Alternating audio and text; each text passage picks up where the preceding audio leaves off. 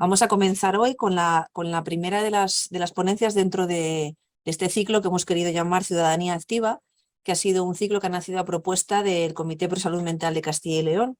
Las personas de este comité eligieron una serie de temas sobre los que les interesaba tener más información y decidimos hacerlo en este formato online para que llegue a muchas personas, las que puedan conectarse hoy, las que por la razón que sea no se puedan conectar, que lo vean más adelante. Este ciclo de Ciudadanía Activa está formado por 3 seminarios web.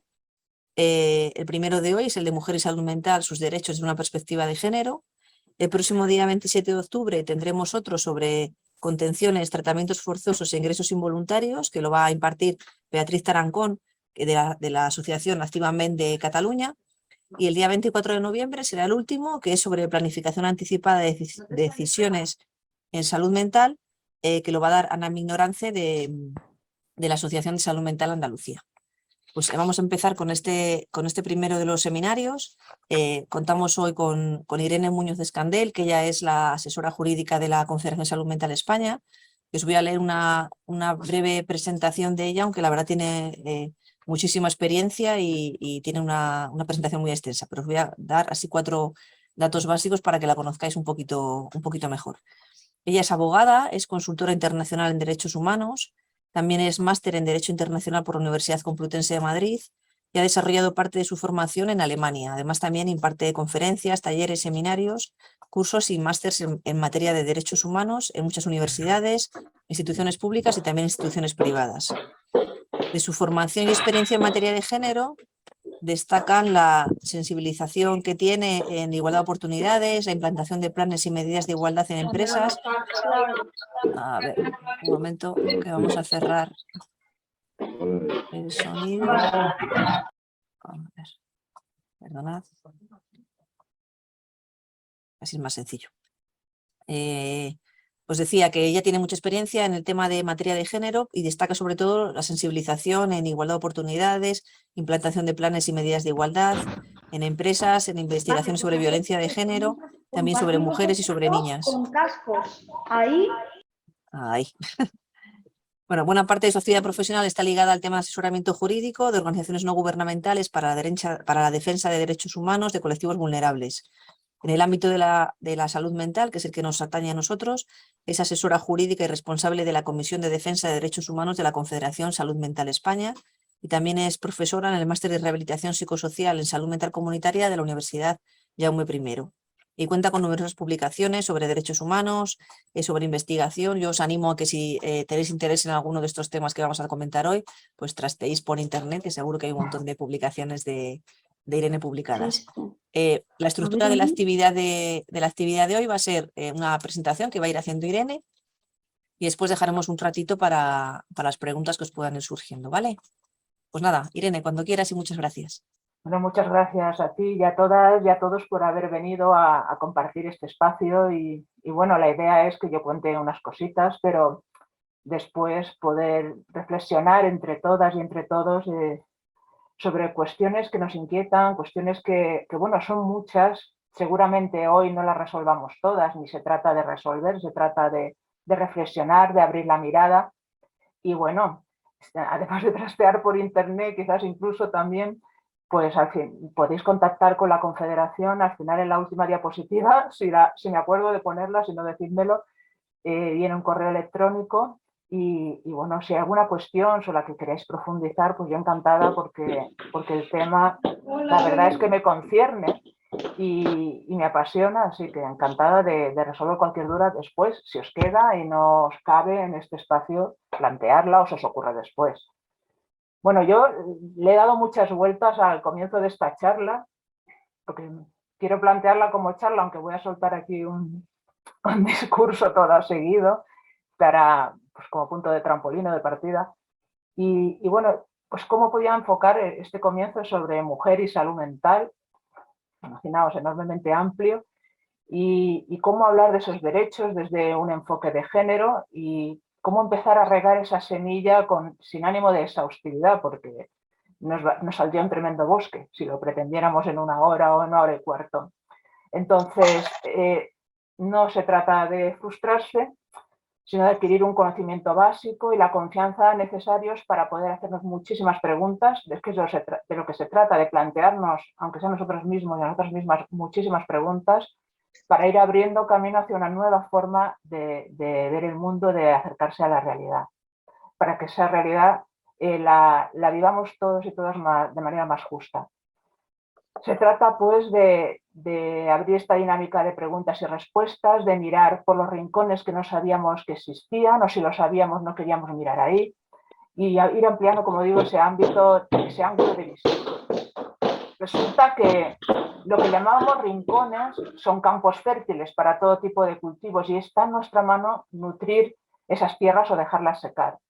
Si optamos por lo segundo, por dejarlas secar, tengamos por seguro que nuestra sociedad será una sociedad mutilada, una sociedad que mirando solo por el mismo estrecho agujero desperdiciará buena parte de sus recursos humanos, porque las personas somos recursos humanos, somos útiles todas y todas de una u otra manera. Hoy vamos a charlar sobre derechos de las mujeres, otro día charlaréis sobre otros temas. Todo pienso que apunta hacia lo mismo, construir sociedad y hacerlo sobre cimientos sólidos, ver más allá de la situación particular de cada una y de cada uno, si tengo un diagnóstico o no lo tengo. El reto, en el primer caso, de tener diagnóstico, es no quedarme en la etiqueta, y en el segundo, no creerme invulnerable. Hoy puedo estar en el terreno de la mal llamada cordura, cuyos contornos son más que difusos y cambiantes según la época y el lugar, y mañana puedo haber cruzado como Alicia al otro lado del espejo. Al final, todo lo que me creo que es incuestionable, cordura o la mal llamada también locura, es un espejismo. Quería comenzar también con un poema de alguna gran poetisa, porque nada condensa más una emoción que un buen poema, y bueno, bien guiada es el motor del cambio y también sirve la emoción para dar impulso a las ideas y a los debates. Entonces, bueno, buscando, me he encontrado grandísimas poetisas como Alejandra Pizarnik, Anne Sexton, Silvia Plath, la princesa Inca, Alda Merini, Rosalía de Castro, todas ellas locas extraordinarias, entre las que me costaba, la verdad, escoger a una. Entonces, me encontré con estas declaraciones de la poetisa española María Castrejón, que me venían al pelo para centrar la cuestión y que para mí es la idea principal que debe teñir todo lo que hoy vamos a compartir. A ver si lo sé hacer. Bien, lo tengo, ¿no? Bien. Perdón, no, me sale aquí un cartel que voy a... Ah, bien. Me salía un cartel de que estaba grabando la reunión y lo he aceptado. Este es el texto. ¿Quién no ha tenido angustia o no ha ido al psicólogo por depresión o ansiedad? ¿Quién no se ha enfrentado a la muerte? Sin embargo, insistimos en tapar o patologizar el dolor, que forma parte de la vida y en el que, en cambio, no se nos educa. O imponernos a una obligatoriedad de la felicidad perpetua. ¿Acaso no es eso enfermo? Me gustó mucho este planteamiento. Estas declaraciones me dan pie a plantear la reflexión sobre la venda que se pone sobre cada grieta que amenaza ese estrecho margen de, entre comillas, normalidad. No queremos ver a través de la grieta y en su lugar nos sumamos a esa felicidad perpetua con la que nos bombardean los medios de comunicación y que amenaza con caer sin piedad en cualquier momento, como una espada de Damocles, ante el más mínimo atisbo de diferencia. Y tener problemas de salud mental, discapacidad psicosocial o como queramos denominar a lo que a través de las grietas se ve, marca una diferencia. Seamos uniformemente listos, invulnerables, ese es el mandato. Así que la diferencia termina siendo intolerable. Lo que se tapa con la venda termina por desbordarse y nos sentimos amenazadas, amenazados por lo que nos negábamos a mirar. Eso con que conforma la imprevisible esencia de la vida, imperfecta, rugosa, llena de hendiduras y extraordinarios matices, nos da miedo, porque a veces vivir duele. Pero hemos construido una sociedad en la que se venden soluciones para eso. Entonces la vida cotidiana se patologiza, el sufrimiento se medicaliza, la violencia se normaliza. Me gustó mucho en ese sentido lo que escribió Marta Plaza en el monográfico de la revista Pícara titulado Locura, en relación a todo esto que he mencionado, y decía, sentía que todo eso podía y debía tener mayor cabida en el mundo habitable que necesitamos construir. Nos hace falta esa mirada como eje en los feminismos que hablan de poner la vida y los cuidados en el centro. De esa vida y esos cuidados no podemos estar excluidas las locas, las que convivimos con diagnósticos psiquiátricos o hemos pasado por sus espacios de encierro, las que navegamos nuestra cotidianeidad con sufrimiento psíquico de cierta intensidad o nuestras experiencias inusuales como puede ser la escucha de voces. El feminismo no es tal si no es interseccional y la interseccionalidad no es tal si no nos incluye a las locas. Concluye el capítulo con una frase que me encantó y que incluyo en la diapositiva que veis abajo y pone como regaderas sobre tierra fértil seguimos. Pues vamos a seguir. Marta Plaza apunta a un concepto fundamental a la hora de abordar el ejercicio efectivo de los derechos y es el de la interseccionalidad. Veamos a ver qué es todo eso, pero antes de entrar en la interseccionalidad, veamos algunos otros conceptos básicos para entender todo lo que estamos hablando. En primer lugar, el sexo, el concepto de sexo. Con el término sexo se hace referencia a las diferencias biológicas, anatómicas o fisiológicas entre mujeres y hombres que vienen determinadas por el nacimiento. El sexo es una variable de carácter universal, que no condiciona necesariamente los comportamientos y permanece siempre inmutable en todo tiempo y cultura. Otro concepto diferente es género. La noción de género entronca con la idea de lo femenino y lo masculino, no como hecho natural o biológico, sino como una construcción cultural y por tanto variable en función de la sociedad y el momento histórico. A través de esta construcción se atribuyen diferentes actitudes, roles y actitudes diferenciadas a cada uno de los sexos, lo cual genera en toda sociedad toda una serie de expectativas en torno a los distintos comportamientos que deberían tener mujeres y hombres, legitimando el reparto de identidades y esferas como son la pública y la doméstica. Otro concepto, roles de género, lo habéis oído hablar muchas veces. Constituyen un conjunto de pautas de actuación y comportamientos que mujeres y hombres aprenden y ponen en práctica sobre las ideas y creencias simplificadas sobre lo que es femenino o masculino, pero que se asumen como ciertas favorecen la inserción social y en caso contrario provocan reacciones adversas. En definitiva, se trata de las expectativas que una sociedad impone en cuanto a las características, actitudes y actitudes de mujeres y hombres, ser esposa, madre, empleada, marido o trabajador, entre otros, aunque se fundamenten más en prejuicios que en un análisis riguroso de la realidad. Por ejemplo, continúa siendo socialmente más aceptado que el cuidado de la familia recaiga sobre las mujeres, pese a todos los avances, y se ve con mejores ojos. Estereotipos de género. Los estereotipos de género constituyen un conjunto de creencias o ideas preconcebidas sobre las características asignadas a mujeres y hombres, determinando lo que se considera apropiado para unas y otros, es decir, los atributos de feminidad para las mujeres y los de masculinidad para los hombres. Estos estereotipos han tenido como consecuencia, por lo general, la relegación de la mujer al ámbito doméstico y familiar, dejando al hombre el espacio público, el empleo, la política y la economía, como ámbitos prioritarios de su actividad. Por ello, hombres y mujeres, tradicionalmente, han gestionado su presencia en el mercado laboral de manera diferente, así como su tiempo respecto a la vida personal y familiar. Todo esto se traduce en un desigual acceso a los recursos y de desarrollo personal para uno y otro sexo, en función del ámbito en el que nos encontremos.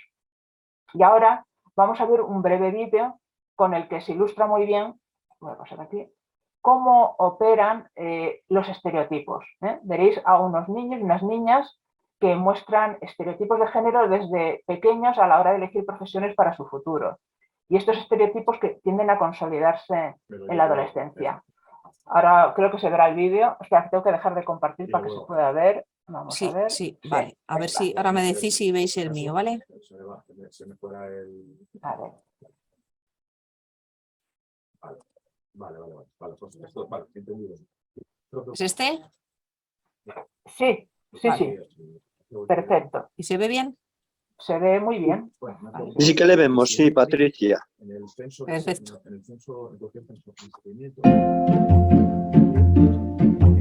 Te voy a hacer una pregunta, es algo que nos interesa muchísimo saber de ti. ¿Qué quieres ser de mayor? Policía.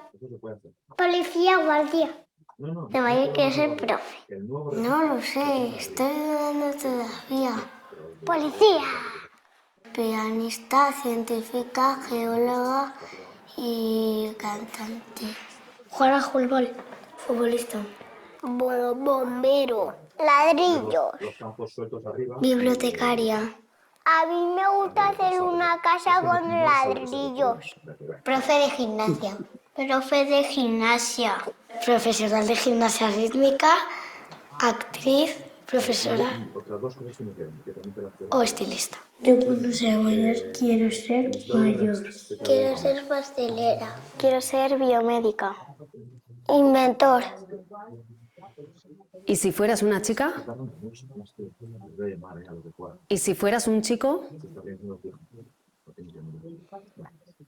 Bueno, eso por una parte. Astronauta. Pues policía. Médico. Médico. Peluquería de perros. Actor. Baile. Futbolista. Baterista. No lo sé. A los chicos les gusta más la luna y todo. Pues no la guardé ni a las chicas les gusta más estudiar. No, porque se puede dar un golpe. No son iguales. Porque a los chicos les gusta una cosa y a las chicas otra. Hay muchos chicos de policía, no tantas chicas. Y no sabe poner ladrillos y no sabe trabajar. ¿Me mandaste estas dos?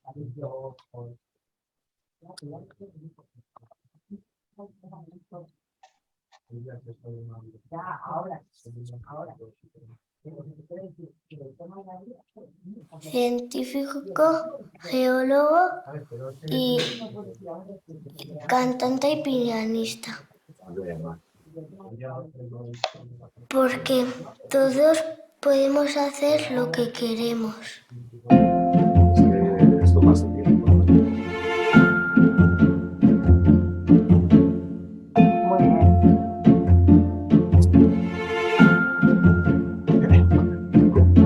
¿Cómo que lo dice como que fuera un supuesto? Bien. Se oye algo por aquí como una conversación. Ayer ¿Lo oís? Sí, una conversación como Amplia. de televisión o no sé qué es. Sí. Sí. Era yo, que es que estaban mis compañeros hablando por teléfono, perdona. Ah, vale. Bien, voy a intentar compartir otra vez, que no, ahora no veo el... Ah, sí, aquí lo veo. Perfecto. Muy bien. Compartir, volvemos a la presentación. Bueno, habéis visto, ¿no? A mí me ha encantado la niña esta, que, bueno, los demás todos han dudado, han cambiado sus profesiones en función del sexo, pero hay una niña que habéis visto al final que dice, pues yo quería ser científica, geóloga, etcétera, y luego al final dice científico, geólogo. En fin, que es la persona, ¿no? Es el ser lo que le mueve, no porque sea un niño o una niña tiene que cambiar su deseo, ¿no?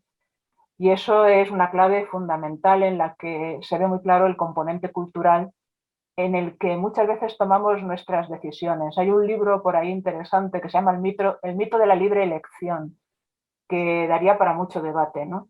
Realmente bajo qué parámetros elegimos y si lo hacemos libremente en todo momento, ¿no? O lo hacemos por ser aceptados en un contexto determinado y no tener problemas. Y bueno, pues lo que parece libre elección no lo es tanto a veces, ¿no? Otro concepto importante, bueno, todo esto quedaos en la mente porque para el debate puede iluminar. Otro concepto importante que quería señalar es el de socialización de género. Tiene mucho que ver con lo que hemos visto. Es un proceso por el que se produce una diferente consideración social de la persona en función de su sexo y en el que la persona aprende e incorpora los valores y comportamientos asociados a los estereotipos de género dominantes en la sociedad en la que nacen y se desarrollan. Los agentes socializadores son el sistema educativo, la familia, los medios de comunicación y el grupo de iguales, entre otros. Y estos agentes socializadores van generando toda una serie de expectativas que mujeres y hombres habrán de cumplir, perpetuando así los roles y estereotipos de una generación a otra.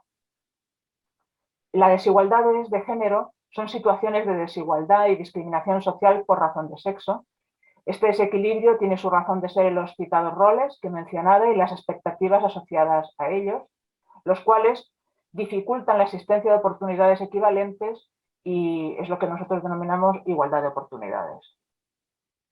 Otro concepto que veréis mucho cuando se hagan estudios desde una perspectiva de género es la transversalidad o mainstreaming de género. Lo veréis denominado así, de una manera o de otra. Este es un principio que se acuñó en la Cuarta Conferencia Mundial de la Mujer de Naciones Unidas en 1995. Implica una organización de la toma de decisiones de tal manera que éstas siempre se adopten tomando en consideración la perspectiva de igualdad en todos los planes, programas y proyectos. O sea, se trata de que cualquier acción que se desarrolle en el ámbito público orientada a un determinado sector de la población siempre se tenga en cuenta esta perspectiva de género, este impacto de género. Y en el 98 ya el Consejo de Europa estableció una definición que es la siguiente, que es la que aparece, creo que la puse ahí, pues sí la he puesto, no sé. El mainstreaming de género es la reorganización, mejora, desarrollo y evaluación de los procesos políticos, de modo que la perspectiva de género se incorpore en todas las políticas, a todos los niveles y en todas las etapas por los actores implicados en la adopción de las medidas políticas. Esto de introducir la perspectiva de género no significa sustitución de otras categorías, significa solamente añadir una categoría más. Es como una ventanita más por la que mirar, solo una ventanita más, no resta ni sustituye a nada. La interseccionalidad es el concepto que vimos inicialmente, que apareció inicialmente como un concepto fundamental, porque el análisis interseccional parte de la constatación de que existen dinámicas e interacciones de dos o más ejes de discriminación, como pueden ser el nacimiento, origen racial o étnico, el sexo, la religión, condición u opinión, edad, discapacidad, orientación o identidad sexual o cualquier otra circunstancia o característica personal que pueda hacer que la persona al mismo tiempo sufra diferentes discriminaciones, una confluencia de discriminaciones por razón de sus diferentes características. Y esta confluencia de dos o más factores incrementa su vulnerabilidad y hay que tenerlo en cuenta. No es más que decirlo en palabras llanas, que cada uno es un mundo, cada uno tenemos nuestras múltiples diferencias y bueno, pues como el margen de la normalidad, como os dije antes, es muy estrecho, pues podemos encontrarnos con múltiples discriminaciones en la misma persona por diferentes condiciones. Como muy bien se escribe en la guía de salud mental, os voy a poner aquí. De todas maneras, os he pasado el documento que luego veremos si se puede pasar por el chat y si no por email o como veáis, como vuestros medios de distribución. O sea, que no os preocupéis porque algunos de estos, los documentos que aquí estoy poniendo, os los vamos a pasar. Y bueno, como digo, esta guía de salud mental con perspectiva de género, en ella se describe muy bien cómo las mujeres con problemas de salud mental sufren una múltiple discriminación. Por un lado, las vinculadas al mero hecho de ser mujer, el rol social y cultural que se les asigna y por otro lado tener una discapacidad y por último la imagen social estigmatizada de la salud mental en concreto con respecto a otras discapacidades. Estas mujeres pueden ser especialmente vulnerables al rechazo, al aislamiento y exclusión social. Por lo tanto, estaríamos ante tres categorías de discriminación: mujer, discapacidad y estigma social, que interactúan de manera simultánea y que solo siendo conscientes de esa interacción podemos acercarnos de manera auténtica a las experiencias y necesidades de estas mujeres. Muchas mujeres con discapacidad sienten que no encajan en el estrecho traje de mujer blanca, heterosexual, joven, bella, ama de casa y madre. Bueno, un traje en la que no cabemos casi nadie, muy pocas, y con o sin discapacidad, ¿no? Pero es que a estas mujeres además se les niega ya de base. Por lo tanto, para comprender la situación hay que ir más allá de la mera enumeración de las desigualdades y las vulneraciones de derechos. Hay que ir más allá de las enumeraciones y hay que ver cómo se ordenan las estructuras, ir al origen, ver esas estructuras sociales y de qué pasta están hechas. Eso es el primer paso. Es importante destacar que analizar la realidad desde una perspectiva de género no implica necesariamente hablar solo de mujeres. Al hablar de sociedad y cultura hay que insistir en que la importancia de prestar atención a cómo se trata de forma desigual a hombres y mujeres es la clave, sujetando a unos y a otras a un sistema que deposita sus expectativas y unos mandatos culturales diferentes desde su nacimiento. De los hombres se espera que sean fuertes, dominantes, inteligentes, independientes y orientados al éxito público y social, y eso también tiene un impacto en la psique del hombre. No cumplir con este mandato de género implica no ser un hombre como debe ser, o como se dice, que se viste por los pies. Para las mujeres, la expectativa es que ocupen los espacios domésticos y privados, sin voz pública, sujetas al amor romántico, sensibles, sacrificadas, cuidadoras, madres abnegadas, con un don natural para la multitarea, o sea, es un mito también, desprovistas de autoridad para los puestos directivos, etc. En caso de no cumplir con este mandato, se las considera malas madres, egoístas o poco femeninas. O sea, para que veáis, los mandatos de género operan en los dos sentidos. Y recaen, los mandatos de género que recaen sobre las mujeres son más debilitantes para la propia identidad. Por eso Naciones Unidas, en su publicación Los derechos de la mujer son derechos humanos, aclara que al incorporar el enfoque de género a la hora de abordar cualquier actividad planificada, hablamos de programas, políticas públicas, lo que sea, no necesariamente se justifica una especial atención a las mujeres de manera automática, pero reconoce que la situación de estas en la mayoría de las sociedades del mundo hace que en la práctica haya de ser así. Por otra parte, los movimientos de las personas con discapacidad y los movimientos feministas han impulsado legítimas acciones para el reconocimiento y efectivo ejercicio de los derechos de estos colectivos, pero las mujeres con discapacidad en general y especialmente las mujeres con discapacidad psicosocial o problemas de salud mental se han visto relegadas al balón de cola de estos movimientos durante muchísimos años. Además, no se ha tenido suficientemente en cuenta el papel fundamental que han jugado los factores sociales y culturales en el desarrollo y el mantenimiento de los problemas de salud mental, así como la diferente manera de manifestarse en mujeres y hombres en función del rol que tienen socialmente asignado.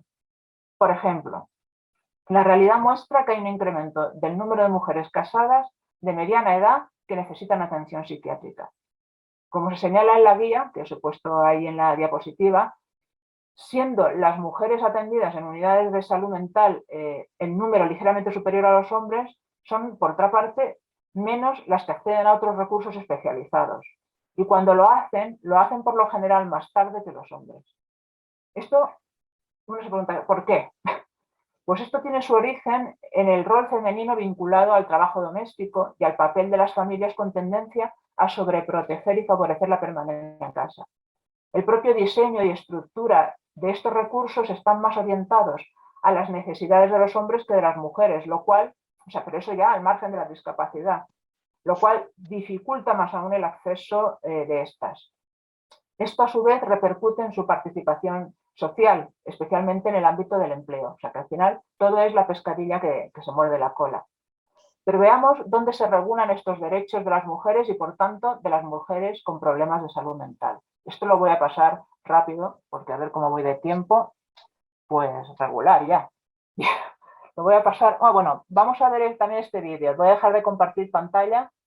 Patricia. Sí.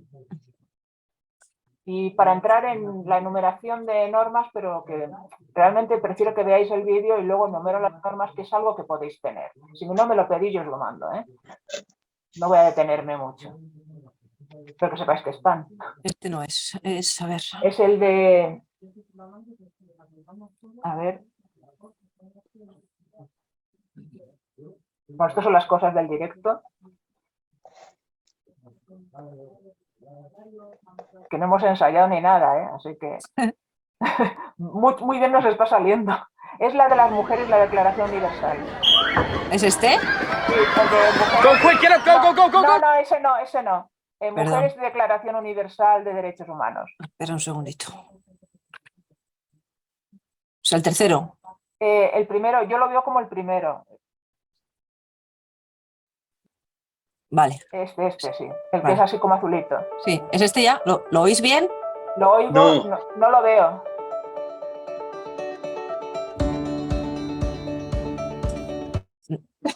No se ve, no se ve.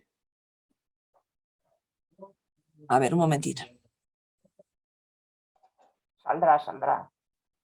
Ha salido una vez, saldrá 2 y 3. Bueno, de todas maneras, yo lo que quiero transmitir es que cuando veáis que estamos hablando de normativa de mujeres, destinada a mujeres, a la protección de la mujer. Estamos hablando de normativa destinada a la protección de la mujer con problemas de salud mental. O sea, aquí no hay diferencia. Luego sí que marca la diferencia la Convención de la ONU de los Derechos de las Personas con Discapacidad. Porque realmente, si la sociedad estuviera como debe estar, no tendríamos que hacer convenciones especiales. Luego os lo cuento, ahora que tenemos el vídeo.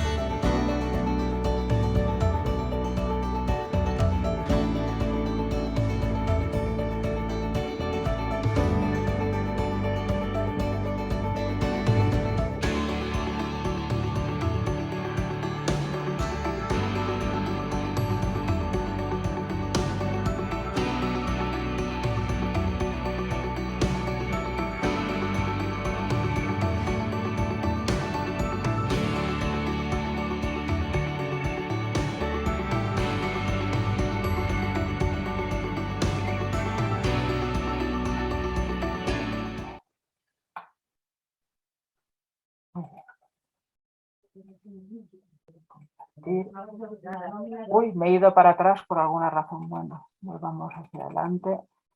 Este vídeo, la razón de compartirlo es para que veamos de manera muy visual que nos tenemos que poner manos a la obra. ¿Quiénes? Nosotras, las primeras. Si no nos activamos, si no nos empoderamos, y no se mueve el mundo. Desde luego que es una tarea de mujeres y de hombres, por supuesto. Todos estamos concernidos y concernidas por una sociedad igualitaria y nos interesa a todos y a todas sin excepción, que no nos veamos condicionadas por esas expectativas que la sociedad impone, por esas imposiciones culturales. Pero la realidad es que si no nos activamos no se mueve el mundo, no se mueven las normas, y la Declaración Universal de Derechos Humanos, que es la que nos da cobertura, aunque no tiene carácter vinculante, que eso es otra historia, ahora os contaré, nos vincula, es la base de todas las demás normas internacionales que han salido posteriormente, pues no hubiera sido lo mismo, no hubiera reflejado la presencia en esta sociedad de las mujeres, ¿no? De esa parte tan importante de la población, porque claro, la sociedad es androcéntrica de base. Y eso tenemos que ser conscientes en lo que nos estamos moviendo. Entonces, bueno, con esta Declaración Universal, en principio, estaríamos cubiertos y cubiertas en nuestros derechos, pero la realidad no es así. O sea, por un lado van las normas, eso es verdad, el derecho, y por otro lado la realidad. Y la realidad, pues, es desigual para muchos colectivos. Por eso después se ha tenido que ir haciendo convenciones, que estas sí son vinculantes y pertenecen al derecho de los estados, o sea que uno puede poner una demanda y aducir perfectamente la Convención de la ONU de los Derechos de las Personas con Discapacidad, y es derecho interno, se aplica de manera directa como si fuera nuestra Constitución o una ley en concreto, la que sea. Entonces, bueno, es derecho, es vinculante, Y se hacen porque la realidad va por otro lado y determinados colectivos no ven garantizados sus derechos. Por eso hay unas convenciones que protegen específicamente a la mujer, otras que protegen a los niños y a las niñas y a las personas con discapacidad, a todos los colectivos que de una u otra manera se ven sujetos a diferentes grados de discriminación. A ver, sigo. Ah, bueno, es que no he puesto el... Espera, que se ve mejor así. Eso es. Bien. Bien, ahí. Bueno, a esto lo voy a pasar rápido para que me dé tiempo a comentar otras cosas. Esto es el marco normativo a nivel universal, el de Naciones Unidas, como veis. Por destacar, la Convención para la Eliminación de todas las formas de discriminación contra la mujer, esta es la conocida con sus siglas en inglés como CEDAW, y también conocida como Declaración de Derechos de la Mujer. Esta es básica. Todas las conferencias mundiales, las 4 que ha habido y especialmente la de Beijing, porque ahí es donde se hizo la declaración de Beijing y la plataforma de acción que lo vais a haber mencionado en muchísimas ocasiones.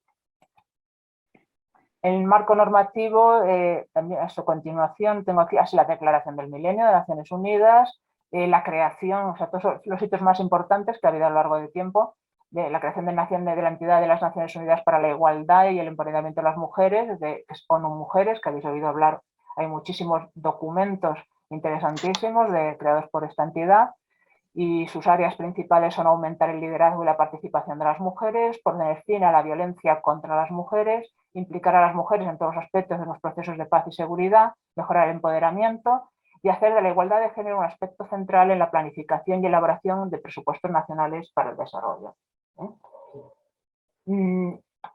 Los mandatos de género que recaen sobre las mujeres, como he comentado, son los más debilitantes. Hemos hablado de que los movimientos de mujeres y discapacidad, que son los que han ido impulsando, como veis abajo, pues también la Convención de la ONU sobre los Derechos de las Personas con Discapacidad, han ido impulsando que se vayan creando todas estas normas, tanto en el espacio internacional como en el espacio interno, pero bueno, como hemos visto, la realidad todavía no ha conseguido ese pleno objetivo de igualdad. Entonces, bueno, pues la Convención de la ONU sobre los Derechos de las Personas con Discapacidad, cuando se debatió mucho la inclusión de este artículo 6, que son mujeres con discapacidad, y si se incluía, si no se incluía, finalmente se incluyó, precisamente por poner de relieve esa condición específica que constituye otro eje más de discriminación, además de la discapacidad.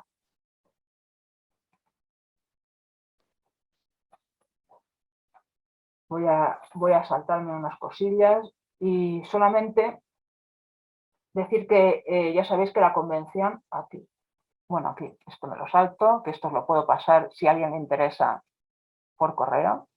En el ámbito español tenemos, veis, toda esta serie de normas en materia de igualdad, múltiples, con lo cual normas no nos faltan cambio de mentalidad, eso es lo que nos falta, porque normas tenemos muchas. Lo que yo quería destacar es esto, que solo un recordatorio, ya sabéis que la Convención de la ONU sobre los Derechos de las Personas con Discapacidad supone un cambio del modelo médico al modelo social y esto implica poner en el centro a las personas y los derechos humanos. Entonces, esto es importante tenerlo presente también en cualquier estudio o cualquier medida que queramos activar en materia de igualdad.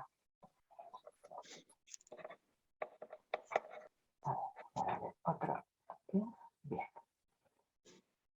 Como hemos dicho, como os he comentado antes, estos ejes de discriminación pues son una pescadilla que se muerde la cola, que impiden que se produzca la participación de las mujeres o dificulte en mayor medida la participación de las mujeres en el mercado laboral, y entonces esa también las deja a merced de los abusos y la violencia, al verse condicionado su relato también por el propio problema de salud mental. Ya sabemos que cuesta más ser creída cuando una denuncia.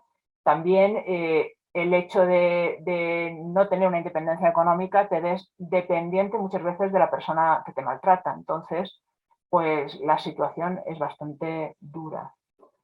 Y es ahí cuando se produce también otro fenómeno, ¿no? Hemos hablado de estigma, el estigma que condiciona la vida de las personas, pero luego también está el autoestima, ¿no? Donde la mujer interioriza y asume esos prejuicios sociales, se consolida esa imagen distorsionada y conduce a una percepción negativa de una misma y sentirse merecedora de las discriminaciones que se sufren.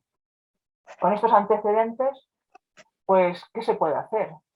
Pues romper esa imagen distorsionada, porque es una imagen distorsionada, no es una imagen, no es una realidad, es una construcción. Bueno, aquí os he puesto esto porque esto es en nuestra página web y tenemos un apartado de documentación donde podréis encontrar muchísimos documentos interesantes en esta materia y, bueno, y también los podéis pedir a nuestro compañero Pablo que os lo puede mandar o os lo puede hacer una relación para que los tengáis. Pero bueno, también encontraréis en ella nuestros informes anuales de derechos humanos. Llevamos desde el año 2015 realizando informes anuales del estado de los derechos humanos en salud mental y siempre hay un apartado específico para los derechos de las mujeres y las niñas con problemas de salud mental. Generalmente se usa el apartado 2 por ahí, como ahora veréis. ¿Veis? Generalmente veis derechos, he cogido el trocito del índice y he cogido un par de documentos, o sea, de la portada de los diferentes documentos. A grosso modo os diré que uno de los temas que tratamos con frecuencia es el sesgo de género en el sistema sanitario. Sabemos que según el estudio La salud pública es la perspectiva de género y clase social, las mujeres son la población con mayor nivel, las mujeres con la población de menor nivel socioeconómico en las áreas de mayor privación material presentan unos indicadores de salud que denotan una peor situación. Sin embargo, el sistema de salud adolece del mismo enfoque androcéntrico de la sociedad en el que está inserto. Entonces, genera un sesgo en los profesionales de la salud cuando las mujeres son las que llegan a sus consultas médicas y además son mujeres que se tratan, que tienen problemas de salud mental. Entonces, el problema se multiplica en un contexto de coerción en donde el género adopta una dimensión mayor. La doctora Aurora Rovira, en su artículo La ciencia y la práctica médica, un reflejo de la sociedad patriarcal, afirma que a pesar del predominio de las mujeres en el ejercicio de la medicina, la práctica médica todavía es androcéntrica y patriarcal, porque las personas que forman parte de esta profesión están socializadas y formadas en ese contexto. Y al fin y al cabo, dice la doctora, la medicina es reflejo de la cultura y las creencias que la sustentan y por lo tanto tiene sus mismas características. Y añade, ahora que empezamos a reconocer las estructuras patriarcales de poder en otros ámbitos de la vida, es importante reflexionar sobre cómo éstas han configurado la ciencia y la práctica médica y qué impacto tienen sobre la salud de las mujeres. Las mujeres en general sufren diferentes formas de violencia en este contexto, que tienen que ver con la sobremedicación del embarazo, el parto o la menopausia, entre otras circunstancias de la vida, desatención de problemas de salud cuyos síntomas se atribuyen a cuestiones nerviosas, entre comillas, y múltiples desajustes entre las necesidades de las pacientes y los recursos que se le proporcionan. Por otra parte, se produce un sobrediagnóstico de trastornos mentales a las mujeres, identificando con patologías malestares que en la mayoría de las ocasiones tienen que ver con cargas asociadas a los estereotipos de género y diferentes tipos de violencia, como la violencia machista. De este modo, la violencia estructural de la sociedad adopta la forma de diagnóstico, es como decíamos al principio, ¿no? la patologización del sufrimiento, generando una etiqueta que oculta y no resolviendo el verdadero trasfondo del problema y relegando a la mujer a un papel de sujeto pasivo o víctima. Por no extenderme mucho más, es muy interesante lo que declara también la psicóloga Silvia Turbet, que dice que si bien las redes sociales en las que la mujer se encuentra inmersa son muy determinantes a la hora de considerar su salud mental, no se puede hacer una generalización sociológica tampoco que relacione la posibilidad de enfermar con una determinada situación de frustración objetiva. Y esto es así porque los trastornos mentales son en lo esencial un precipitado de problemas referidos a diferentes dimensiones de la vida humana, sufrimiento psíquico, fracaso social, inadecuaciones de conducta, etc. Pero la mujer no encuentra una respuesta a su sufrimiento en un sistema que no está pensado para ella. Resumidamente, esto es lo que viene a decir esta psicóloga. En los informes también tratamos el problema de las mujeres y el empleo. La Fundación CERMI Mujeres ha denunciado el mantenimiento de la brecha salarial por razón de género también en el colectivo de las personas con discapacidad. Y bueno, a la vista de los datos que presentan, destaca que desde un enfoque interseccional la discriminación salarial de género tiene mayor impacto incluso que la discapacidad en sí misma. Otro aspecto importante para nosotros es la libertad sexual y la violencia. Alrededor del 80% de las mujeres con problemas de salud mental que ha estado en pareja ha sufrido violencia psicológica, física o sexual en algún momento de su vida adulta, pero el 42% de estas mujeres no la identifica como tal. El análisis fue realizado por FEDEACES y es una entidad, como sabéis, perteneciente a Salud Mental España, que es la Federación del País Vasco, y confirma que la incidencia de los factores sociales y estructurales en el incremento de la vulnerabilidad frente a la violencia de las mujeres con trastornos mentales es una realidad. Así destaca el estigma que provoca soledad, aislamiento y menor credibilidad. Os recomiendo este documento, como también os lo voy a pasar, pues no voy a incidir mucho más para no extenderme demasiado, que ya me estoy extendiendo. Los focos que ponemos en los informes es en la violencia machista, o sea, como formas de violencia en la violencia machista, la invisibilización del dolor psíquico que provoca este tipo de violencia y que tiene un impacto también en los hijos y las hijas. También ponemos el foco en la violencia sexual. Como hemos dicho, muchas veces ni siquiera hay conciencia de que se está sufriendo.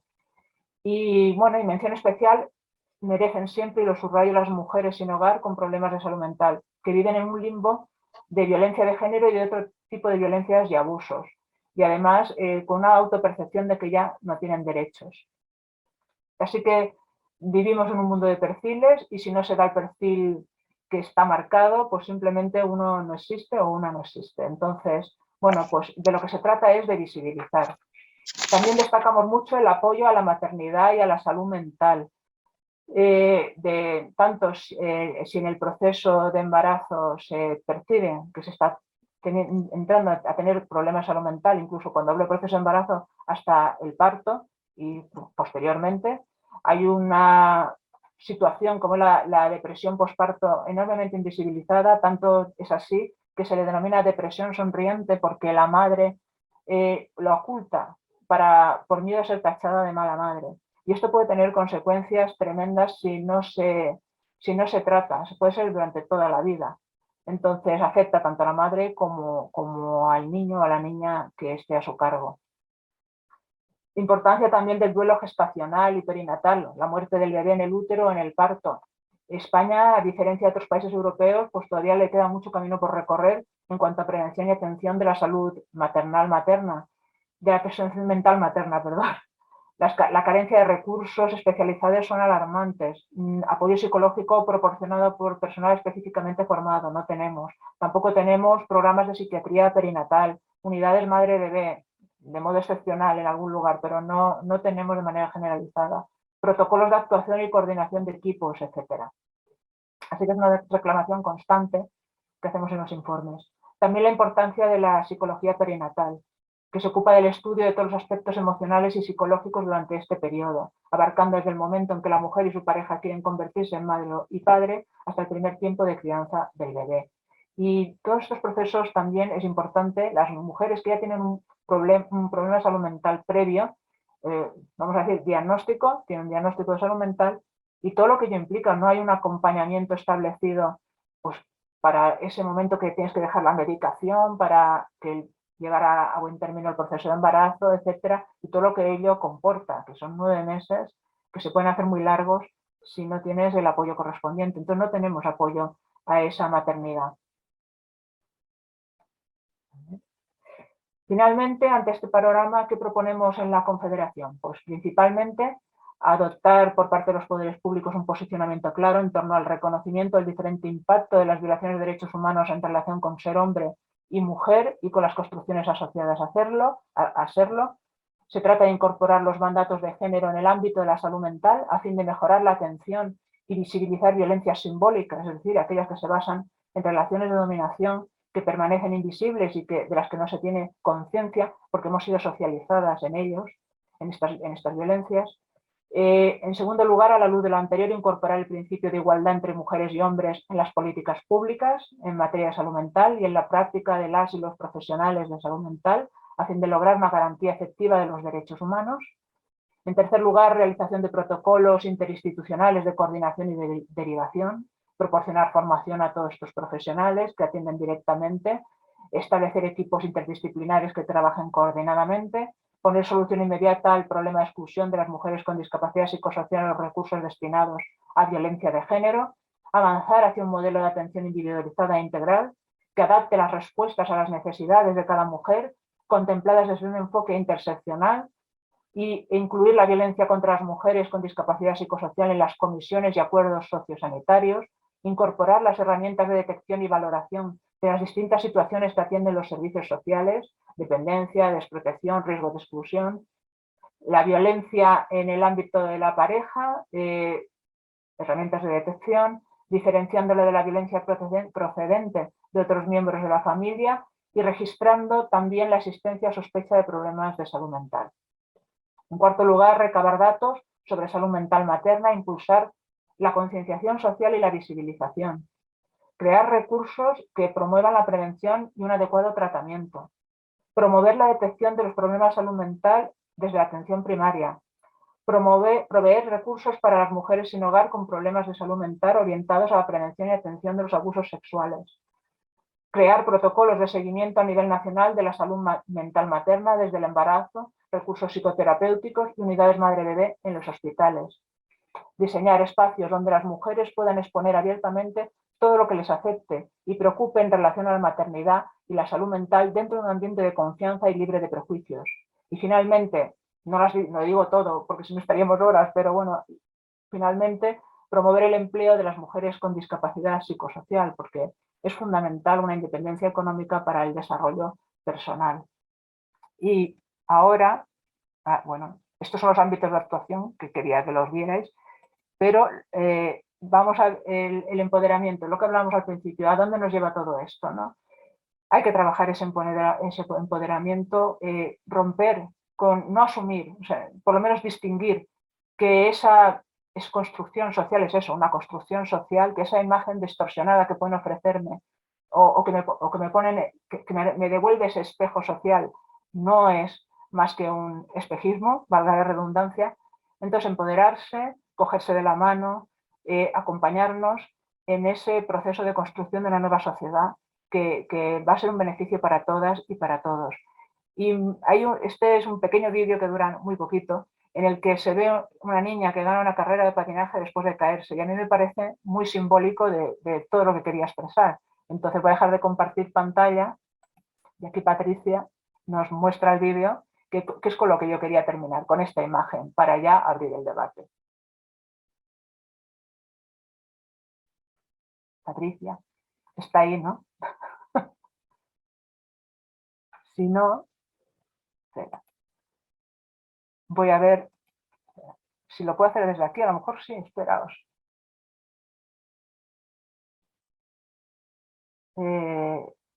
Perdón, no me deja. Bueno, pues Patricia, voy a ver.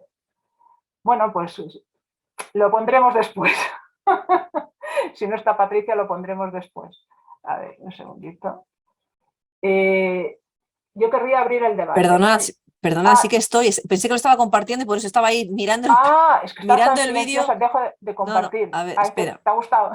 Sí, espera que lo comparto, que lo veáis vosotros. Estaba ahí pillada, además lo tengo puesto súper alto y no te estaba yendo, perdóname. A ver si soy capaz. Un momentito. ¿Lo estáis viendo? No. No. No se ve, no, Patricia. Un segundo.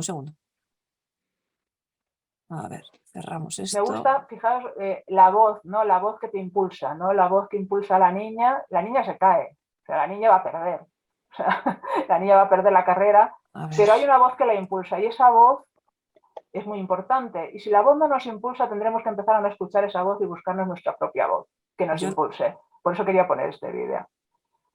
después de este rollo, a ver, va a durar más lo que digo yo que el vídeo, porque el vídeo es cortito, ¿eh? Es una simple imagen. Sí, creo que lo he cerrado. Entonces no puedo ¿Pero qué quieres? ¿Compartirlo de antes? compartir un vídeo. Vale. Este. Vale.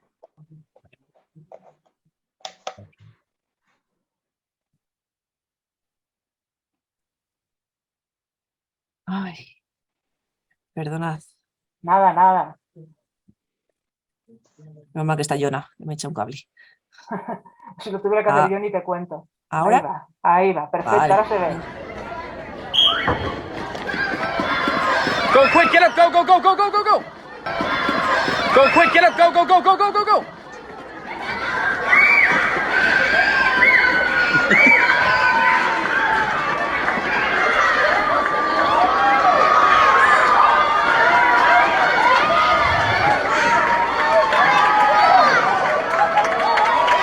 Go, baby, go, go, go.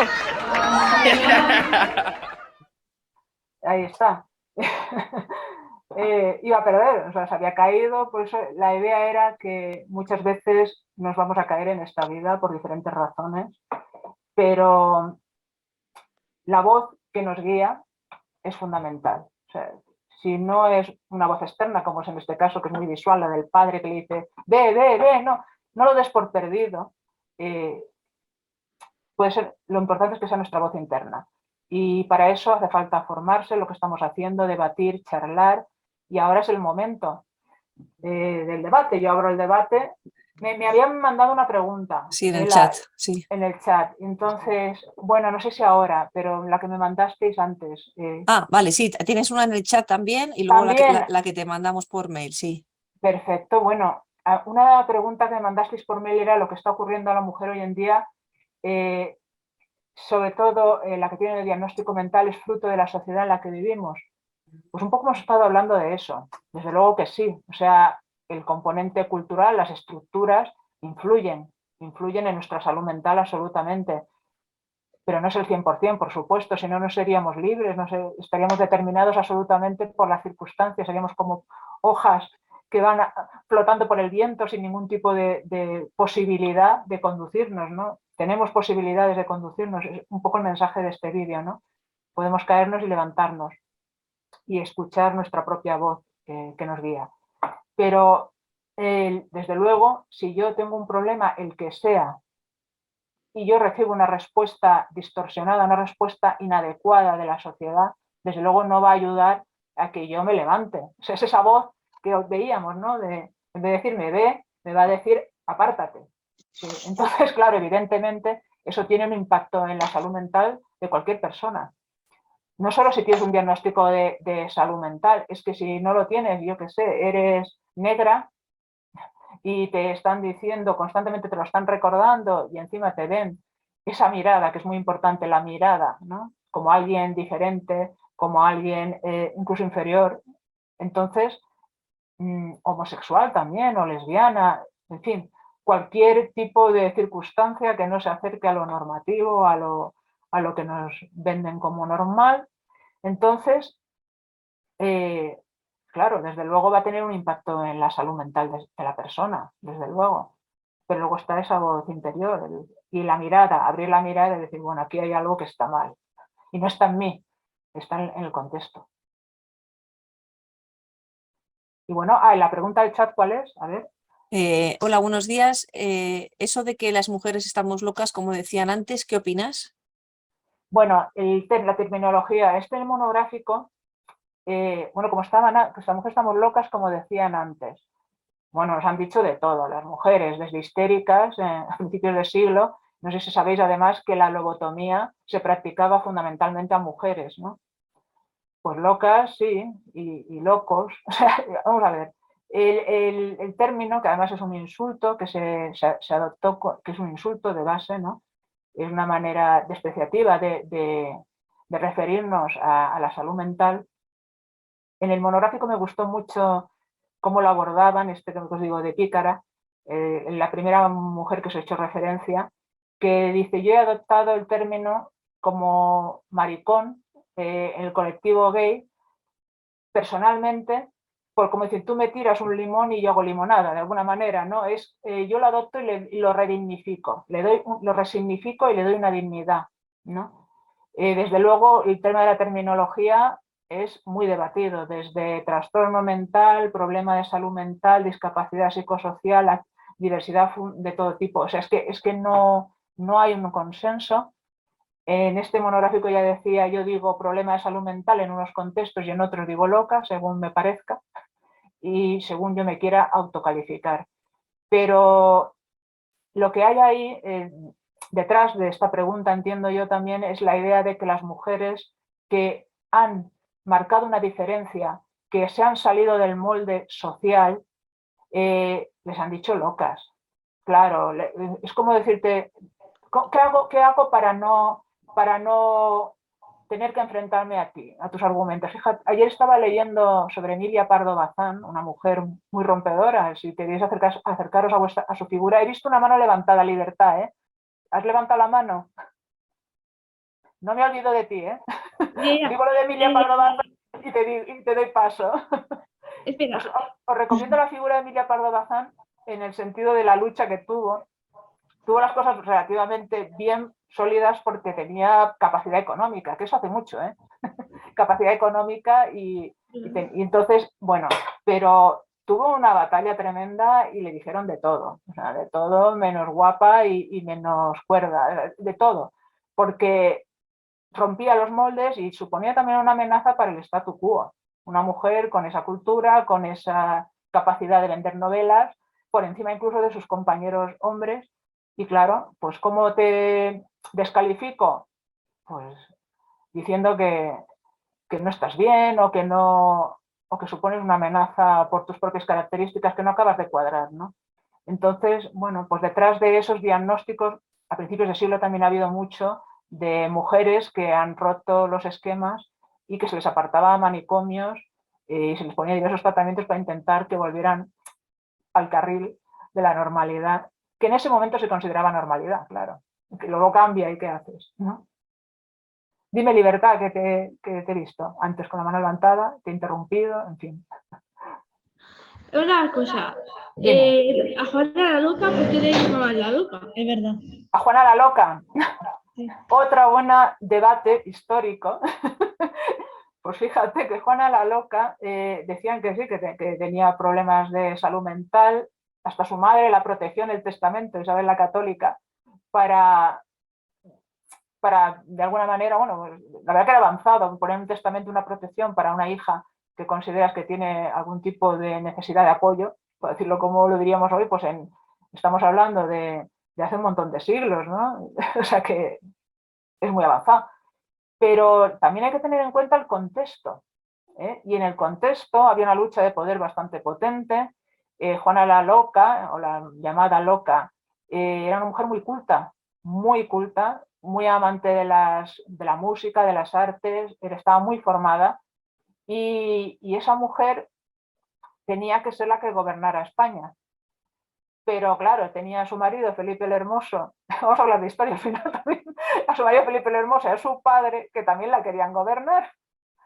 Y entonces, ¿qué hacemos con esta Juana, que tiene todas las posibilidades de gobernar? Entonces, bueno, hay un debate de si realmente estaba loca, la hicieron loca, ¿no? Pudo acabar, o sea, con tanta presión, desde luego, con muchísimos problemas, claro, te puedes hacer loca. Sí, mano levantada. Fresnillo Burgos, no sé cómo te llamas, me aparece el email.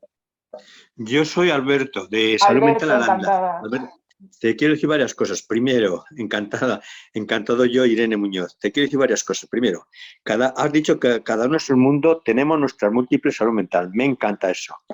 ¿Qué es eso de la sociedad que es androcéntrica? Te lo digo primero todo y después me respondes. ¿Qué es eso de eso? De la sociedad es androcéntrica, lo que has dicho de la patriarcal, creo que es eso. Lo de la autoestima hay que evitarlo. No solo autoestima, no solo el estigma. Pablo este que has nombrado, ya no está en federaciones, sino que te lo dije a Patricia Quintanilla. No es compañero de federación. Ah, no, confederación, yo decía Pablo. Ah, perdón, entonces. Sí, sí, de la Confederación. Sí. Importancia del empleo, fundamental. La pregunta del correo mía, es mía. Ah, es tuya, hombre, Es mía. Alberto. Y seguir la voz interior es importante. ¿Qué es eso? Primero lo de Androcéntrico. Fíjate, ¿Qué es, dudé, qué es- me has dado en la llaga porque, Alberto, porque pensé, madre mía, la cantidad de conceptos que estoy metiendo, porque hay un montón, y androcéntrico lo quité, fíjate, y no lo tenía que haber quitado. En esa relación de conceptos me pareció que os iba a desbordar a conceptos, y voy a quitar androcéntrico, pues para una vez que lo diga, pues fíjate que era importante ahí. Entonces sí que lo es, sí que lo es. Que una sociedad es androcéntrica o algo es androcéntrico, un sistema, es que pone al hombre en el centro, como medida de todo. Entonces, por ejemplo, en el sistema sanitario, en el sistema médico, poner al hombre en el centro es lo que está ocurriendo, por ejemplo, con la investigación médica. Las medicaciones se prueban, y esto ahí lo ha documentado muy bien la doctora Valls, se prueba en hombres. O sea, entonces, muchas veces las mujeres están sobremedicadas porque biológicamente el cuerpo del hombre y de la mujer son diferentes. Entonces, no es lo mismo un ibuprofeno para una mujer, por poner un ejemplo, en determinada dosis que para un hombre, que a lo mejor necesita más dosis por su propia constitución biológica. Pero el androcentrismo, o sea, la medida de vamos a hacer las pruebas para ver cómo funciona un medicamento, pues se suele hacer prácticamente siempre en hombres. Pasó con la vacuna del COVID también. Luego se empezó a ver efectos diferentes en unos y otros y empezaron a introducir a las mujeres, pero constantemente los ensayos se suelen hacer mayoritariamente en hombres, y eso es androcentrismo. El sistema sanitario, el mismo modo de parir la mujer. Sabemos, y lo hacían nuestras ancestras, prácticamente agachadas y vertical, no tumbadas. La tumbado es peor. Pero para el sistema no, para el sistema es mejor. Para el médico que te atiende, para todo el aparataje que te ponen. Entonces, realmente no es mejor para la mujer, sino que es mejor para el sistema, más cómodo, más tal. Ha habido cesáreas que se programaban porque el médico tenía que irse a comer. O sea, no digo que sea todos los médicos hacen eso, pero vamos, en muchas cesáreas hubo una época en que eran tanta cantidad que dicen, bueno, vamos a poner un poco de freno a esto, ¿no? Porque venga, vamos a hacer una cesárea y acabamos ya esta historia, no seguir el proceso, no adaptarse a la persona concreta, ¿no? Que un sistema androcéntrico es que pone el hombre como medida de la cosa, por eso decimos el masculino genérico, ¿no? Todos, aunque la mayoría seamos mujeres, decimos todos esto o lo otro. A mí me han dicho abogado muchas veces, ¿no? Cuando dices, no, pongo abogada, no, abogado. Incluso que tiene más calidad. O sea, si dices abogado es más de calidad que abogada. Muchas compañeras le ponen en su tarjeta abogado por ese motivo también. O sea, hay una especie de plus de que si es en masculino es mejor. O como le dijeron a Marguerite Yourcenar cuando escribió las memorias de Adriano, le dijeron, es que es tan buena la obra, escribe como un hombre. No. Esto está publicado. ¿No? Escribe como un hombre, es que escribe fenomenal. Entonces, eso es la medida comparativa, ¿no? Está en el centro, esto es lo que es lo bueno, todo lo que se acerque a esto, bien. Quería terminar. Primero, te voy a decir que en Radio 5, todos los sábados, ¿me oyes? Sí, sí, te oigo, te oigo. En Radio 5, de 3 a 4, todas las tardes, el programa Ellas Pueden, que dirige Marta Pastor, que está enfocado a la igualdad de género. Está muy bien, yo lo suelo oír. Habla de mujeres empoderadas. También te quería decir del proyecto Julia de nuestra federación, que es una pasada. Es una pasada. Estoy de acuerdo contigo, es extraordinario. Y también quería decirte que me expliques eso de logotomía, ¿qué es eso? Ah, lobotomía, sí. Eso, madre mía, es que era horrible.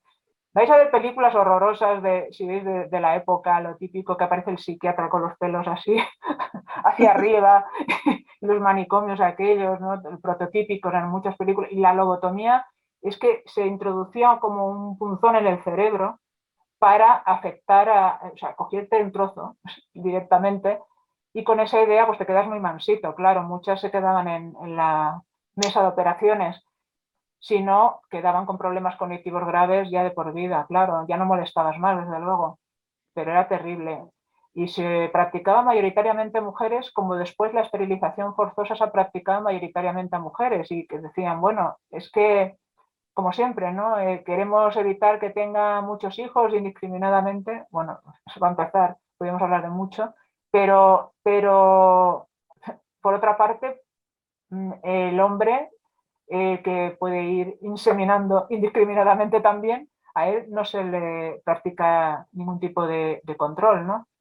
Entonces está sobre la mujer y bueno, son prácticas muy agresivas, ¿no? Afortunadamente ya ninguna de ellas está permitida. Pues eso es todo. Yo quería darte muchas gracias, Irene, y que ahora hablo Gracias a otro, ti. que eres una joya en salud mental, ¿eh? Bueno, la joya es este público que estoy teniendo. Ay, qué maja.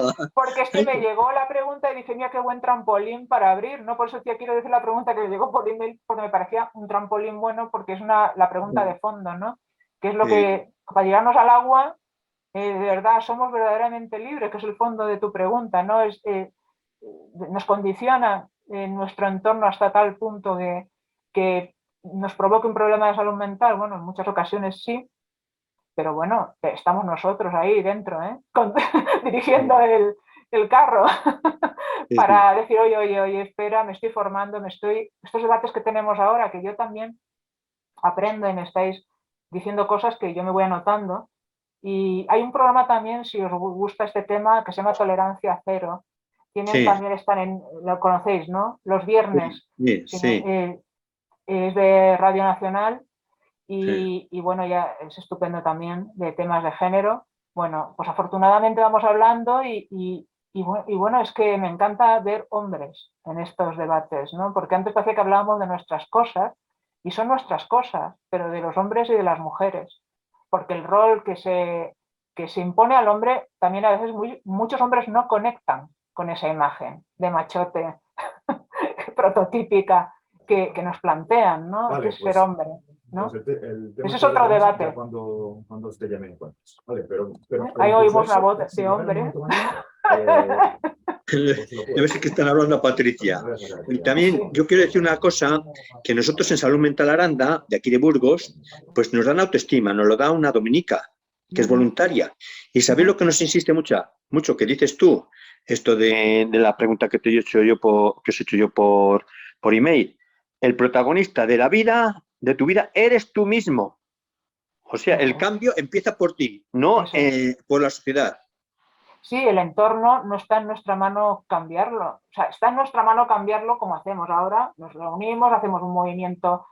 Es por eso tan importante los movimientos en primera persona. Es que es fundamental. Si no, es como lo que salía antes en el vídeo de la Declaración de los Derechos Humanos, hubiera salido el hombre por todas partes, eso es androcentrismo. Todos los hombres, no, es que también incluye a las mujeres, pues ponme, sí, porque pone hombre, quieras que no, o sea, y no incluye además necesidades específicas de la mujer, o sea, no se piensa en ese tipo de cosas, ¿no? Son temas que no se piensan, ahora se empieza a hablar de los efectos de la menstruación, incluso en el propio desempeño laboral. Bueno, porque tenga la regla 4 días, vamos a hacer las cosas en confianza.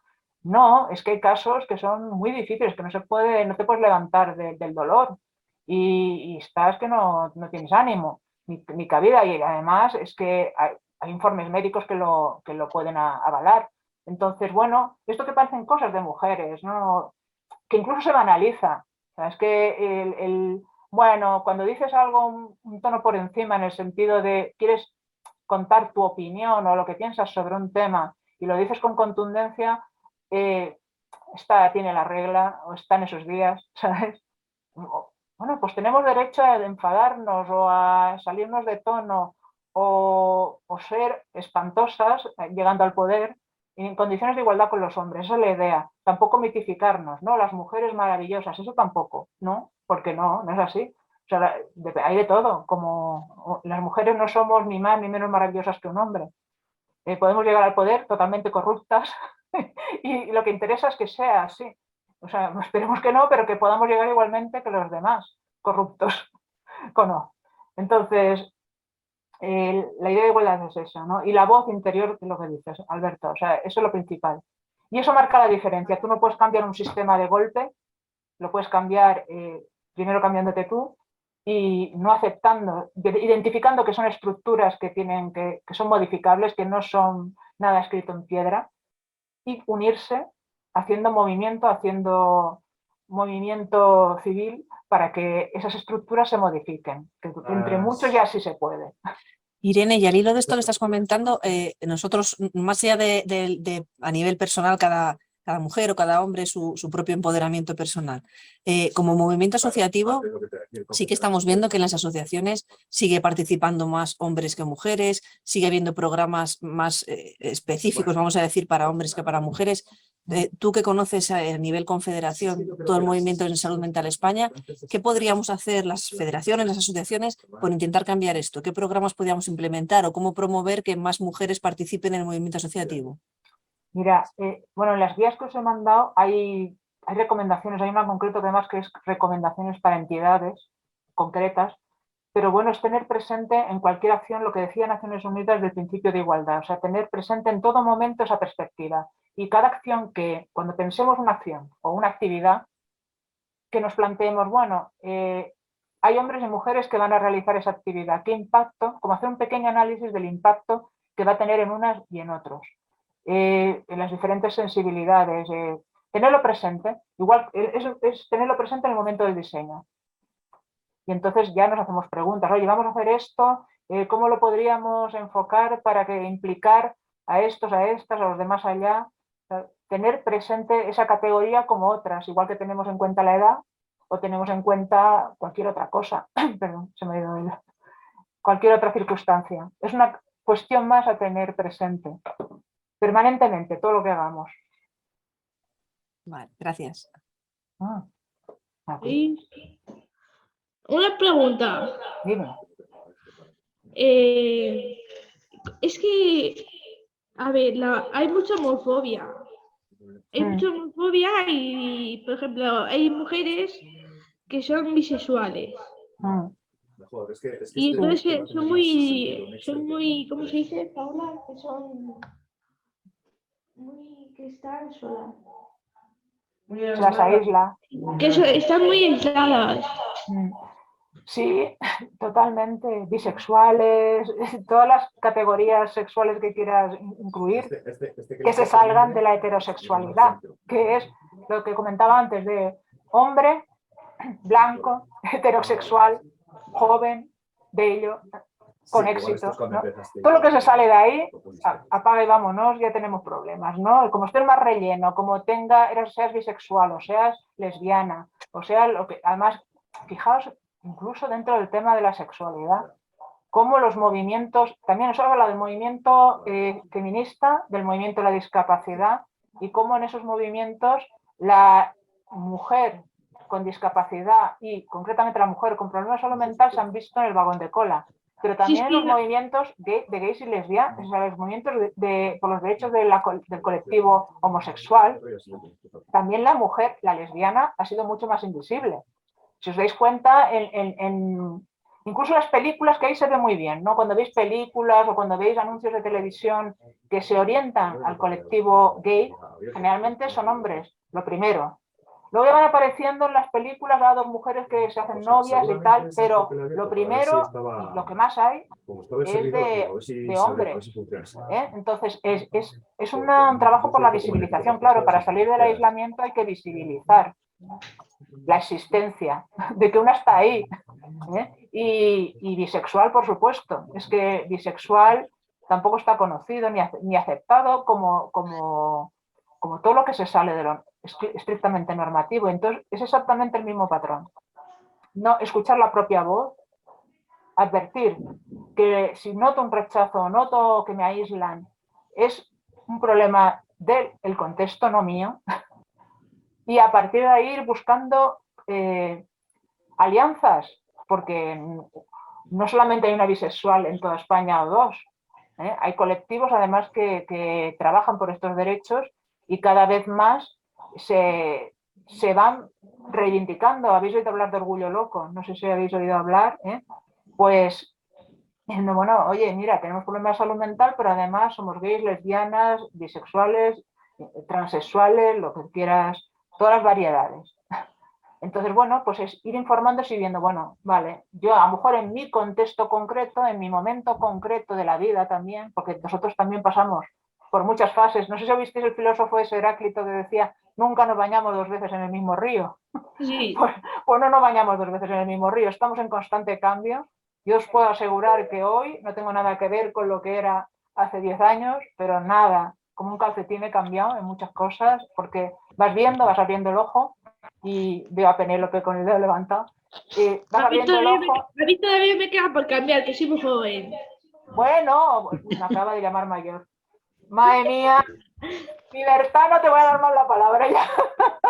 Es broma. No, es broma, es broma. Pues sí, ahora que tienes todo por delante, imagínate tú para hacer. O sea que... Y tengo otra pregunta. Sí, dime. A ver, las mujeres cuando tienen un hijo pueden tener depresión postparto. Sí, mucha. Y además mucho más de lo que incluso se calcula. O sea, se dan porcentajes, pero ni siquiera son porcentajes reales, porque las mujeres lo ocultan. Pero encima si tienen discapacidad. Pues imagínate, ese es el gran problema que decía, que si encima tienes una discapacidad y si ya no hay apoyos para la que empieza el proceso de embarazo y no tiene en principio discapacidad, porque oye, cuidado, tú puedes no saber que tienes un problema de salud mental, o sea, creerte que estás y que no tienes ningún problema y lo tienes ahí, lo que pasa es que no te han diagnosticado, esa es otra historia. Pero bueno, pongamos que nada, que partes de cero.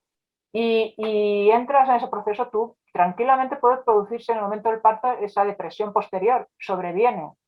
Hay una cuestión hormonal, hay una cuestión contextual, hay muchas cosas que pueden confluir, tienes una depresión postparto y muchas mujeres, muchísimas, la ocultan. Y ese es el gran problema, para no ser tachadas de malas madres. Mujeres, yo he hablado con algunas, decías que no siento nada por mi hijo y se sienten con una enorme culpa. Nada, pero nada, o sea, decir, no siento nada por esa criatura, no porque sean muy malas, sino porque tienen esa depresión, no se está tratando y van a pelo, y sonriendo, no, lo mejor que me ha pasado en la vida, porque además tienes que decir eso, es la experiencia mejor de mi vida, no hay otra igual, y a lo mejor esa mujer en ese momento no está sintiendo eso, ¿no? Acordaos, hay una periodista que se llama Samantha que grabó el proceso de embarazo que tuvo gemelos, creo, y se le ocurrió decir cuando, bueno, nacieron y le dijeron, bueno, es el momento mejor de tu vida. Y dice, no, he tenido otros mejores también. Y bueno, se le echaron encima, pero se le echaron encima y de mala madre, ¿cómo podía decir eso? Qué bestia, con lo que es tener un hijo, en fin. Pues ella estaba diciendo que sí, que estaba muy bien y que le encantaban sus hijos y que era muy feliz, pero que también había tenido otros momentos muy buenos, que ya no solo era madre. ¿Sabéis lo que quiero decir? Que esa función reproductora, que es biológicamente una realidad y por supuesto maravillosa, no digo que no, pero que somos más cosas las mujeres, o sea, tenemos más posibilidades dentro de nuestro abanico de posibilidades, ¿no? Y no necesariamente tiene que ser madre, ¿no? Entonces, bueno, esa presión sobre la maternidad es muy potente y la propia mujer lo tiene asumido porque hemos sido socializadas así. Si es que constantemente yo me estoy revisando también. Libertad, o sea, constantemente, porque dices cosas o verbalizas cosas que lo dices, uy, que a mí me parecen tan naturales y a lo mejor es un machismo de 3 metros, ¿sabes? Y lo he dicho yo. ¿Y por qué? Pues porque estoy así, socializada así, me han enseñado así. No me parecía tan mal y resulta que yo lo veía como natural, ¿no? Pues esto es constante, es una revisión permanente. Penélope, que has levantado la mano. Sí. Hola. Hola, ¿qué tal? Muy bien. Cuéntame, ¿qué te inquieta? ¿O qué quieres decirnos? A ver. Te oímos con un eco ahí, pero bien, te oímos bien, ¿eh? Que mi hermano es trans. Y la gente le mira de forma rara. Claro. Ahí, mira, has dicho una palabra clave, sí, Alberto. Oye, que yo quería decir que Penélope y la otra que ha hablado, que digan de dónde son. Yo he dicho que soy de Salud Mental Aranda, pero ¿estas de dónde son? De Faeba Salud Mental, de Ávila. Ya vi, Problema perfecto. mental Ávila. Sí, conozco. Salud mental de Confederación de Ávila. Muy bien. Gracias. Pues Estamos has en dicho el cobijo ahora. Penélope, la mirada. Tú has dicho una cosa muy importante. Lo miran como diferente, ¿no? Y esa mirada es lo que hace daño. No es el hecho de ser trans o ser lo que uno sea. Eso no es el problema. El problema es la mirada. Y eso lo Sí, decía la muy bien un mirada. sociólogo trans que se llama, ¿cómo se llamaba? Miquel. Es que escribió un libro sobre el asunto y, si me acuerdo os lo diré, pero me gustó mucho, le escuché en una ponencia que dio aquí en Madrid y me pareció extraordinario. Entonces hablaba de esa mirada, dice, yo realmente no tengo problemas, él empezó a hormonarse y demás, es sociólogo, y ahora se llama Miquel algo, lo típico, cuando haya colgado todo y cuando esté comiendo diré, el apellido. Mesellen creo que era. Bueno, la cuestión es que él decía que era la mirada lo que le había hecho daño en otros momentos de su vida. Ahora él estaba absolutamente ya tranquilo con su cuerpo, pero que muchas veces incluso quería modificarlo por el hecho de la mirada, ¿no? En la playa, cuando veían que parecía aparentemente hombre, pero después al quitarse la camisa aparecían dos pechos como dos soles, ¿no? Que él no se había querido quitar. Entonces, esa mirada, dice, yo realmente el problema no lo tengo con mi cuerpo, ¿no? De Barbú, sí que se había hormonado, entonces tenía aspecto masculino, tenía muchas cosas cambiadas, pero no había partes de su cuerpo que no se había mutilado. Entonces, decía que realmente él no tenía problema con su cuerpo hasta el día que iba a la playa. Y entonces aparecía esa mirada. Y eso tiene que ver con la cultura, tiene que ver con las estructuras de las que hablaba y que son las que hay que mover y que son unos pedruscos muy pesados y porque son intergeneracionales además, aunque cada tiempo y momento y cultura tiene y que también su cosa. Nadie es perfecto. Bueno, ni perfecto, es que además que eso no es imperfecto. Ni imperfectos. Claro, ¿qué es lo perfecto? Es que eso teníamos para horas de qué es lo perfecto, el canon de la belleza, el canon... O sea, yo misma ya he desistido de alisarme el pelo y ponerme morena. Ya he desistido porque ya no quiero luchar más contra esa realidad, entonces ya voy con tal cual. Pero me he pasado media vida alisándome el pelo y intentando ponerme morena y quemándome por las playas para estar roja un tiempo y luego en invierno otra vez hecha un papel de blanca que estaba.